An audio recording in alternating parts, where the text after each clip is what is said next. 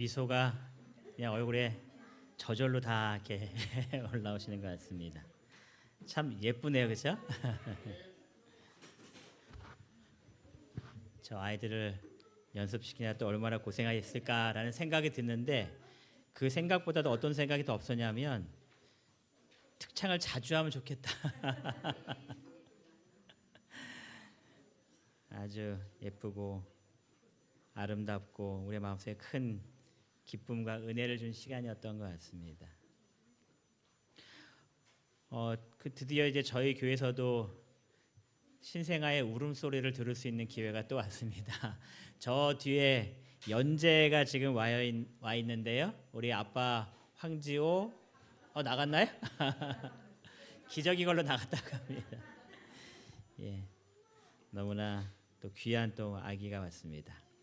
오늘 박소연 선교사님이 순서를 써 있었는데 아마 아시는 분이신 것 같아요. 추상원이라고 노목교에 출석하시는 청년이 같이 이 자리에 참석하셨습니다. 잠깐 일어나서 인사하실 때에 큰 박수로 환영해 주시면 감사하겠습니다.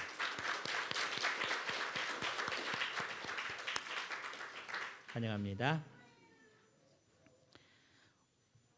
제가 오늘 설교 단상에 올라가면서 이렇게 쭉 둘러보면서 한 분이 왜 아직 안 오시나 문자로 안 오시면 연락을 했을 텐데 하면서 찾았던 분이 누구냐면은 박찬수 대표님입니다. 안 빠지고 계속 오셨는데 문자가 없는데 안 오셔서 오늘 안 오시나 했는데 예배가 시작됨과 동시에 이렇게 들어오셔서 마음속에 참 감사한 마음을 또 갖게 되었습니다. 환영합니다. 박찬수 대표님은 같은 이문동교회 교인이십니다. 네, 그래서 손님으로 맞이하시지 마시고 같은 교인으로 이렇게 영접해 주시면 감사하겠습니다. 오늘은 호세아서 13장에 나와 있는 이 말씀을 통해서 은혜를 받으려고 합니다. 오늘 제목은 나 외에는 구원자가 없느니라라는 제목으로 하나님의 말씀을 같이 보도록 하겠는데요. 먼저 다 같이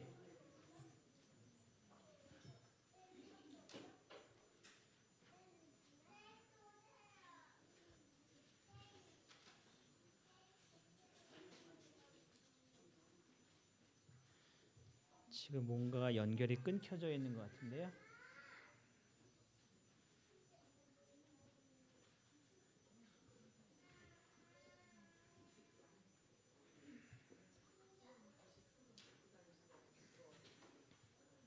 예, 있습니다. 다 같이 호세아 13장 1절부터 6절까지 있는 말씀을 다 같이 찾아서 교독하도록 하겠습니다. 호세아 13장 1절부터 6절까지에 있는 말씀인데요. 홀수절은 제가 읽고 우리 짝수절은 성도님께서 읽어 주시겠습니다. 호세아 13장 1절부터 6절까지 있는 말씀입니다. 제가 1절을 읽겠습니다.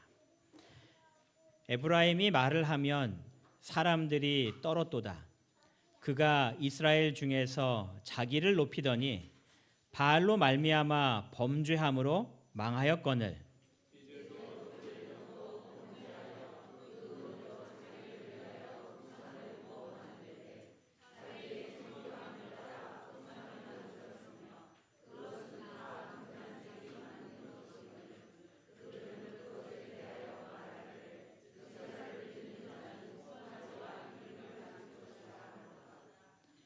이러므로 그들은 아침 구름 같으며 쉬 사라지는 이슬 같으며 타작 마당에서 광풍에 날리는 쭉정이 같으며 굴뚝에서 나가는 연기 같으니라.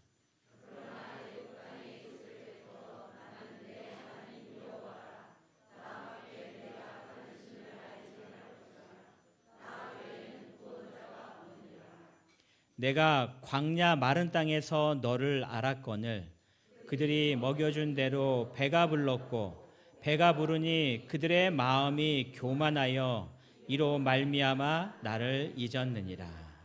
아멘. 어떤 사람이 이러한 질문을 던졌습니다. 구약의 예언자들은 선지자들은 비관주의적 역사관을 가지고 있을까 아니면 낙관주의적인 역사관을 가지고 있을까라는 이 질문을 던졌습니다. 우리가 구약 성경을 읽어보면은 낙관적인 내용이 더 많은 것 같습니까? 아니면 비관적인 내용이 더 많은 것 같으신가요? 읽다 보면은 특별히 이 선지서에 나와 있는 글을 보면 너희 망할 거야, 너희 이렇게 살면 안 돼 하는 그런 모든 얘기들을 통하여서 비관적인 모습으로 우리가 느껴질 때가 많습니다. 근데 어떠한 분이 이렇게 그럼 질문을 던졌습니다. 집에 들어오니 엄마가 뭐라고 얘기해요? 손 씻어라. 또 시간 지나면 밥 먹어라. 밥 먹을 때 보면은 왜 저거는 먹지 않니? 또 공부 안 하고 TV 보고 있으면 공부해라. 숙제는 했니? 하고 막 이렇게 잔소리가 시작되죠. 엄마는 비관적입니까? 낙관적입니까? 엄마의 얘기를 다 들어보면 비관적인 인생인 것 같아. 너 그렇게 살면 안 된다. 앞으로 너 어떻게 살아나가려고 하니? 다 비관적인 얘기인 것 같지만 여러분 그 상황 속에서는 이 엄마의 마음 속에 나는 비관적인 사람이기 때문에 이런 말을 하는 거야 라고 말하는 것이 아니라 이 아이의 더 밝은 미래를 위해서 지금 해주는 소리들이 비관적으로 들리는 것 뿐이겠죠. 어머니는 비관적인 것이 아니라 낙관적인 거죠. 그래서 이 엄마의 이야기를 하면서 한 사람이 말합니다. 성경의 이 선지서의 모습은 비관적인 내용인 것 같지만 실제적으로는 낙관적인 그 기별을 전하고 있는 하나님의 뜻을 전하고 있는 선지자의 기별들이다라고 말하면서 그 선지자들은 결코 비관적이지 않았다라고 이야기하는 겁니다. 오늘 호세아 13장의 내용은 어떻게 보면 비관적인 내용으로 기록될 수 있지만 그 모든 내용들은 낙관적으로 우리를 이끄시는 하나님의 음성이다라는 말로서 이제 이 이야기들을 합니다.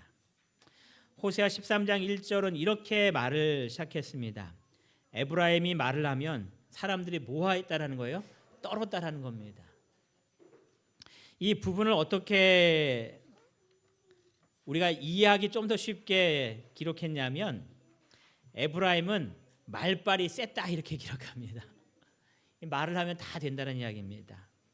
또 에브라임은 권세와 힘을 가지고 있었다라고 이렇게 표현하기도 합니다. 여기서 이 에브라임은 두 가지로 해석을 합니다. 하나는 에브라임 지파의 것이다라고 해석하기도 합니다. 에브라임 지파는 굉장히 이렇게 위대하고 세고 인물들이 많았던 그러한 지파라고 이야기를 합니다.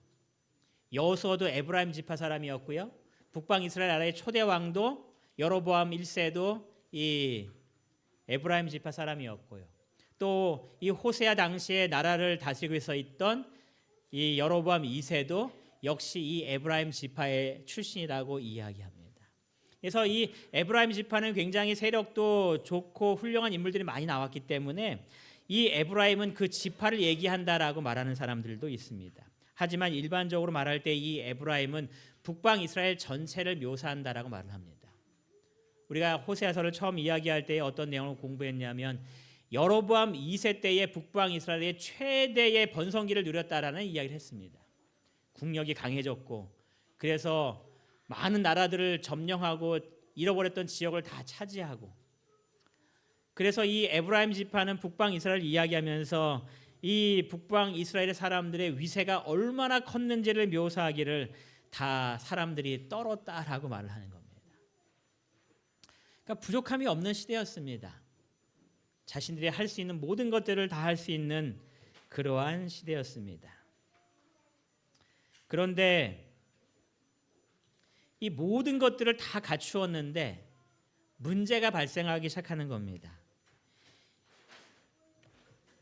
내가 말하면 모든 것들을 이룰 수 있는 그러한 시대에 살고 있다 보니까 우리의 마음속에 뭐가 싹트기 시작했냐면 교만함이 싹트기 시작했다라고 말합니다. 그러면서 뭐를 잊어버렸냐면 이 모든 권세와 이 모든 위대함이 어디로부터 왔는지를 사람들이 잊어버리기 시작합니다. 설교 중간이기 죄송하지만 우리 강훈 성도님 같이 이 자리에 오셨습니다.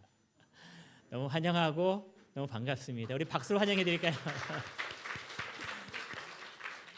아주 그리운 얼굴인데 환영합니다. 사람들이 잊어버리기 시작하는 겁니다. 내가 이렇게 큰 세력을 갖고 있었던 이 모든 것들이 누구로부터 왔는가를. 그래서 우리가 호세아 2장 8절을 공부했을 때에 이렇게 성경이 기록했습니다. 곡식과 새 포도주와 기름은 내가 그에게 준 것이요. 내가는 누구예요?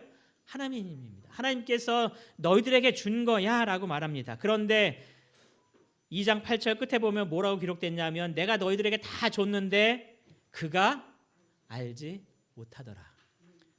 내 창고에 뭐가 가득 쌓여 있고 내 뒷배경에 뭔가 가득 풍성해지는 일들이 일어나고 있는데 이 모든 것이 하나님께서 내게 주었다라는 것을 알지 못하고 있다는 겁니다.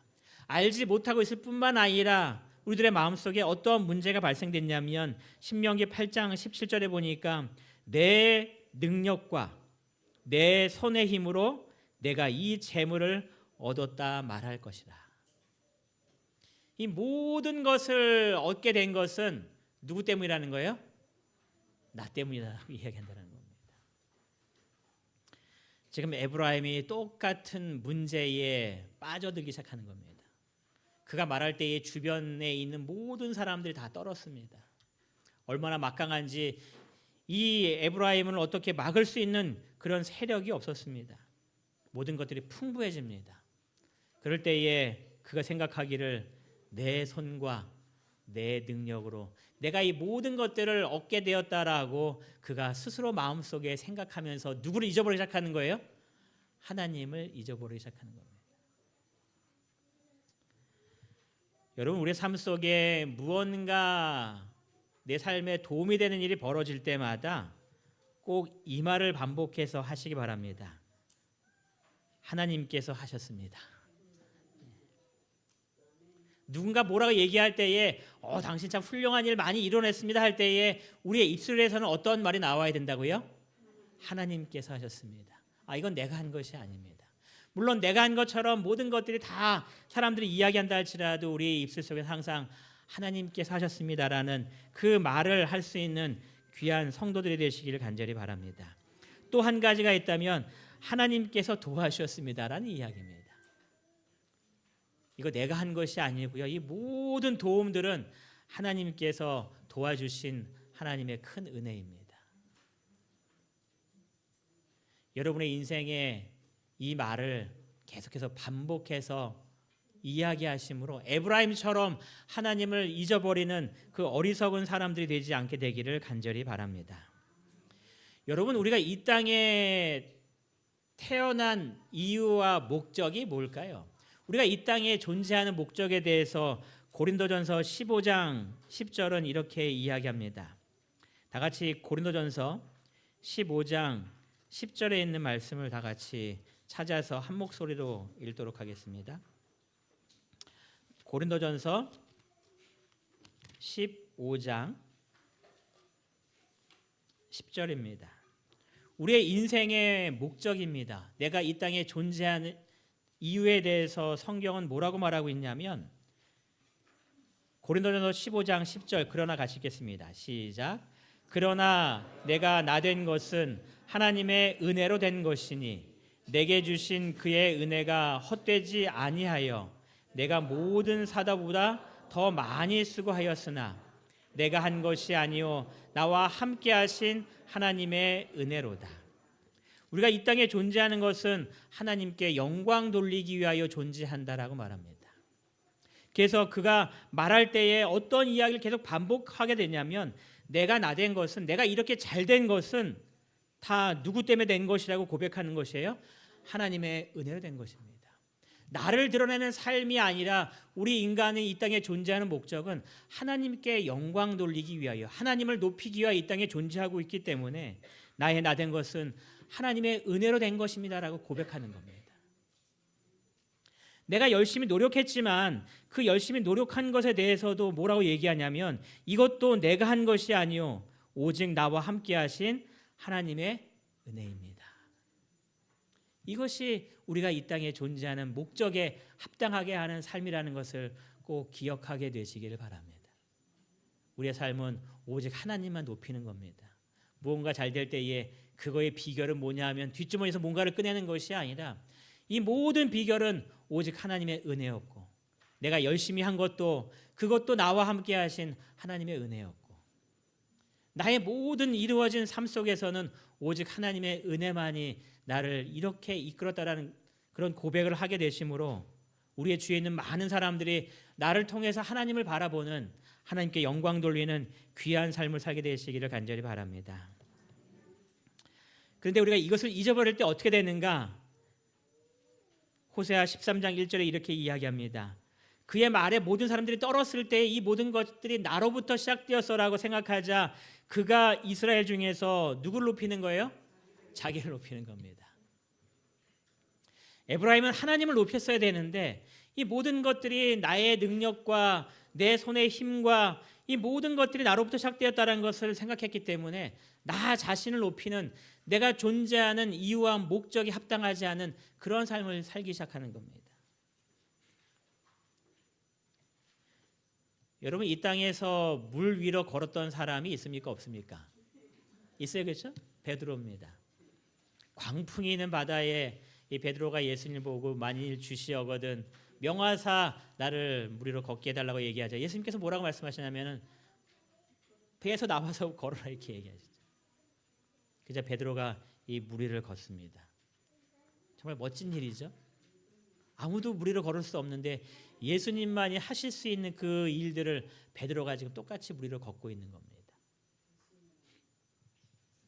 근데 그렇게 쭉 이렇게 끝났으면 참 좋은데 어떤 일이 벌어져요? 베드로가 물속에 갑자기 빠져드는 그러한 일들이 성경에 기록되죠. 제가 베드로가 물속에 빠지는 이 그림을 찾기 위해서 여러 것들을 찾았는데 대부분 보면 이 상반신밖에 안 빠져 있어요. 그래서 그거는 너무 그림이 안 맞는 것 같아요. 왜냐하면 사람이 물속에 빠질 때 어떻게 빠집니까? 쏙 빠잖아요. 그래갖고 찾다 보니까 이 그림이 제일 마음에 들더라고요. 이 목까지 꽉 차갖고 허우적대고 있는, 정말 목숨이 위태로울 만한 그런 순간. 그럼 여기서 이제 이런 질문을 드려야겠죠. 베드로가 분명히 물속에 물 위로 걷고 있었는데 왜 갑자기 물에 빠지게 되었을까요? 네? 의심을 했나요? 아니, 의심하지 않고 걸었거든요. 근데 갑자기 잘 걷던 베드로가 물속에 빠져들게 되는 위태로운 일이 발생됩니다. 그 일에 대해서 시대소망 381페이지에서는 뭐라고 기록하고 있냐면 이렇게 이야기합니다. 베드로는 예수를 바라보며 안심하고 걸어갔다. 그가 배에서 내렸을 때는 정말 모든 문제를 다 주님만 바라보고 안심하며 물 위로 걸어갔습니다. 그러나 어떠한 마음이 생겼대요? 자만하는 마음이 생겨. 그래서 자만이라는 단어를 좀 찾아봤어요. 자만이라는 단어의 뜻이 뭔가? 그랬더니 국어사전에서는 뭐라고 기록하고 있냐면은 자신이나 자신과 관련 있는 것을 스스로 우쭐거리며 뽐내다. 이게 뜻이 자만입니다. 그의 마음속에 우쭐한 마음이 생긴 겁니다. 그러니까 누구를 바라보고 싶어지는 거예요? 나의 우쭐한 것을 누구에게 보여주고 싶습니까? 내 뒤에 있는 다른 사람들에게 보여주는 거예요. 너 이런 거 못 해봤지 하고 우쭐하고 싶은 거죠. 그래서 배 위에 있는 자기의 동료들을 잠시 뒤돌아보았다라고 말합니다. 그가 그냥 본 것이 아니라 내 자신에 대해서 뭔가 우쭐하고 내 자신을 높이기 위한 그런 욕망이 내 마음 가운데 들어오기 시작한 겁니다. 여러분, 우리 죄인의 마음속에 항상 기본적으로 생기는 마음은 내 자신을 높이고자 하는 그런 마음입니다. 근데 이 마음이 누구로부터 왔을까요? 네? 사단이 타락하게 된 이유잖아요. 이런 마음이 시작된 모든 것들은 사단의 이 죄악의 모습이 내 마음 가운데 있는 겁니다. 베드로도 물 위로 걷다가 자만하는 마음이 생긴 겁니다. 이 물 위로 걸을 수 있는 것은 나밖에 없었어라고 내 자신을 높이고자 싶은 겁니다. 예수님께서 나를 걷게 했지만 내 시선이 예수님만을 바라보면 아무런 문제가 없었을 텐데 그가 자신의 시선을 어디로 향하게 되는 거예요? 다른 사람들에게 향하게 되는 겁니다. 그러면서 시대소망을 기록하기를 그의 눈을 예수에게서 돌이키게 되었다. 그러니 빠질 수밖에 없는 겁니다. 그러니 우리의 삶 속에 문제가 발생될 수밖에 없다라고 이야기하는 겁니다. 여러분, 우리의 마음속에 자꾸 내 자신을 높이고자 하는 그런 욕망 때문에 마태복음 6장 1절에 보면 예수님께서 말씀하시기를 우리가 의를 행할 때에도 어떠한 주의를 하라고 말씀하시냐면은 사람에게 보이려고 하지 말라라고 이야기합니다. 여러분, 우리가 의로운 그런 삶을 살고 있는데, 그런 행동을 하고 있는데, 그런 행동의 배경이 뭐가 되면 안 된다라는 거예요. 사람에게 보이기 위해서, 내 자신을 드러내기 위해서 그렇게 하는 것은 결코 올바른 신앙의 삶의 모습이 아니다라고 이야기하는 겁니다. 여러분, 우리가 믿음의 삶을 살면서, 정말 의로운 일을 하면서, 하나님의 말씀에 올바른 순종의 삶을 살면서 내 자신이 좀 어깨에 힘이 들어가고 있는 그러한 경험을 하신 적이 있으신가요? 마태복음 6장 5절에서 말하기를 기도할 때에도 뭐 하고 있다라는 거예요? 사람들에게 보이려고.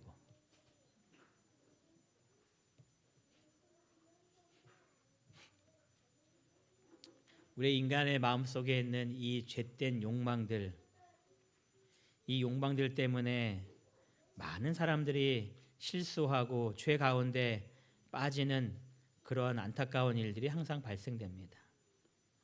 내 자신을 높이고자 하는 이 모든 마음을 다 내려놓을 수 있도록 주님께 간절히 기도하는 그러한 믿음의 삶을 살게 되시기를 간절히 바랍니다. 이사야 43장 7절은 그래서 이렇게 이야기합니다. 내 이름으로 불려지는 모든 자 곧 내가 내 영광을 위하여 창조한 자라고 이야기합니다. 우리의 삶은 하나님께 영광 돌리는 삶이라는 것을 기억하셔서 언제나 주님만을 높이시고 언제나 주님께서 이루셨다라고 주님의 은혜만을 증거하는 이문동교회 성도님 되시기를 간절히 바랍니다. 이 여로보암은 이 모든 것들에 실패합니다. 근데 사람들이 자기를 높이는 가운데 나타난 그 두 번째 단계를 호세아 13장 2절은 이렇게 기록합니다. 그가 자기를 위하여 무엇을 만들기 시작했다라는 거예요? 우상을 부어 만들기 시작했다라는 겁니다. 이 세상에 살면서 무언가 잘 되기 시작할 때에 그의 시선이 점점 세상을 향하고 세상을 의지하고 세상을 붙들고 마치 그것에서부터 나의 모든 것들을 얻을 수 있는 것처럼 우리의 발걸음이 하나님이 아닌 다른 방향으로 나아가며 그것을 굳게 붙들고 있는 그러한 모습, 그것이 여기서 말하는 자기를 위하여 우상을 부어 만들고 있는 똑같은 삶의 모습을 우리들이 살고 있을 때도 있다는 겁니다. 호세아 13장 2절은 또 이렇게도 이야기합니다. 제사를 드리는 자는 송아지와 뭐 한대요? 입을 맞출 것이다. 입을 맞추는 이야기는 뭐냐면 최대의 존경을 표하는 그러한 모습입니다. 그래서 위대한 스승을 만났을 때에 옛날에 그런 뭐 영화들이나 그런 걸 보면 무릎을 꿇고 그 손 위에 입을 맞추거나 아니면 천주교에 보면 그 발등에 입을 맞추거나 그런 모습들이 그를 최대한 존중하고 그를 섬기는 그런 모습으로서 입을 맞추는 모습입니다. 그의 삶이 하나님을 섬기는 것이 아니라 세상을 붙들고 세상을 섬기는 그러한 모습으로 변하게 된다는 겁니다. 이것이 항상 이루어지는 똑같은 패턴인 겁니다. 무언가 잘 될 때에 자기를 바라보게 되고 나를 바라봄으로 말미암아 그것을 유지하기 위해서 세상을 점점 더 붙들려고 하는 그런 모습들. 그래서 내 시간을 빼어서 하나님께 나아가는 것이 아니라 내 시간을 빼어서 세상에 무언가 더 바쳐야 하는 그러한 모습들. 그것이 똑같이 반복되는 패턴들입니다. 호세아 13장 6절은 그들의 모습을 이렇게 이야기합니다. 배가 부르니 그들의 마음이 뭐해졌다고요? 교만해지고. 교만해지니 13장 6절에 이어서 말하기를 이로 말미암아 나를 뭐 하는 거예요? 잊었다. 이것이 계속 반복되는 패턴이었던 겁니다. 여러분과 저의 인생에서도 똑같이 벌어지는 패턴인 겁니다. 이스라엘 백성들이 또 이렇게 이야기합니다. 내가 이르기를 내게 왕과 지도자들을 주소서라고 외치기 시작합니다. 이것이 언제 있었던 사건이냐면 이스라엘 백성들이 가나안 땅에 들어와서 정착한 이후에 사사들이 다스리고 있던 시대에 대한 이야기입니다. 그들이 왕을 달라라고 이야기합니다. 왜 왕을 달라라고 이야기했는지 사무엘상 8장 5절은 뭐라고 얘기하고 있냐면 사무엘에 대해서 이렇게 말합니다. 당신은 뭐 했대요? 늙고 뭐 연세가 많으셨던 것 같아요. 그러니까 가만히 들어보면은 그럼 뭔가 교체가 필요할 것 같아라고 생각 들기도 합니다. 당신의 아들은 당신의 행위를 따르지 아니하니 뭐 가만히 보니까 그 아들이라도 좀 훌륭하면 좋겠는데 전혀 신앙적인 삶이 아니었던 것 같습니다. 그리고 그런 이유를 쭉 설명합니다. 그리고 말하기를 열방과 같이 우리에게 왕을 세워 우리를 다스리게 하소서라고 외칩니다. 여러분 이들의 이야기를 들어보면 정말 사무엘은 나이 많아서 우리를 지도할 수 없고 그의 아들을 보니까 희망이 없고 그러니 왕을 달라고 하는 것이 논리적으로 상식적으로 맞는 이야기 같습니다. 그런데 이들이 왕을 구한 진짜 이유는 뭐였다라고 표현하고 있을까요? 8장 5절에 그들이 무엇을 요구하고 있는 거예요? 문제가 뭡니까 그들이? 대답을 안 하시. 전장로님 도대체 문제가 뭐라고 8장 5절에 이야기하고 있습니까? 그들이 무엇과 같이 되고 싶은 거예요? 열방과 같이. 우리의 목표는 이 세상의 모습들이 아닌 겁니다. 하나님께서 우리의 왕이 되셔서 우리를 이끌고 있는데 그들의 시선은 다 뭐가 바라보기 시작하는 거예요? 이 세상의 기준이 자꾸 눈에 띄는 겁니다. 그래서 그들은 무엇과 같이 되고 싶은가? 무엇과 같이 되고 싶은 거냐면 열방과 같이 되고 싶은 겁니다.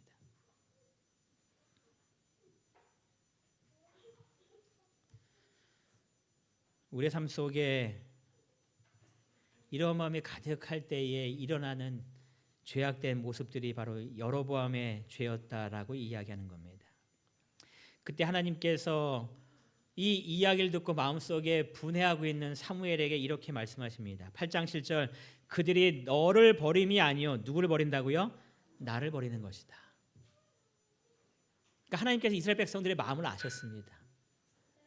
그들이 하나님을 따라가려고 하는 것이 아니라 하나님이 아닌 다른 세상을 따라가려고 하는 그들의 마음을 아시고 그들이 나를 버리려고 하는 것이다 라고 이야기하십니다. 여러분 세상의 기준을 나의 기준으로 삼지 말고 성경의 기준을 나의 기준으로 삼으며 살게 되시기를 바랍니다.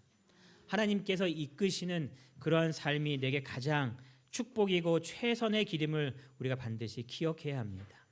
이스라엘이 얼마나 어리석었는지 호세아 13장 9절은 이렇게 이야기합니다. 너를 도와주는 나를 뭐하고 있다고요? 대적하고 있다라고 말합니다. 지금 누가 적인지 누가 아군인지를 구별하지 못하고 있는 겁니다. 지금 나를 도와주고 있는 분은 하나님이신데 그가 나를 도와주고 있는 하나님을 뭐하고 있는 거예요? 대적하고 있는 겁니다. 얼마나 어리석은 삶입니까? 나를 도와주고 나와 함께 하시고 나를 끊임없이 인도해 주신 분이 하나님이신데 그분을 대적하면서 잘 되려고 하고 있는 겁니다.